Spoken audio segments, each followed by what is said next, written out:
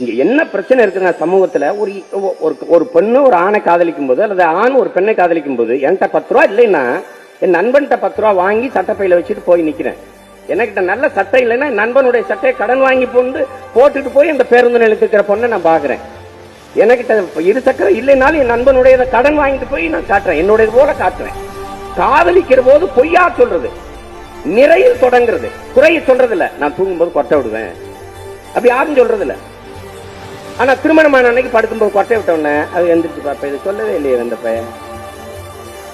காதலிக்கிற போது ஒருவர் தன்னிடத்தில் இருக்க குறைகளை, எனக்கு 1000 ரூபாய் தான் சம்பளம், எனக்கு இவ்வளவுதான் இருக்குது, இதுதான் முடியும், இப்படி சொல்லிட்டா இணைந்து வாழ்கிற போது எல்லாமே நிறைய இருக்கும்.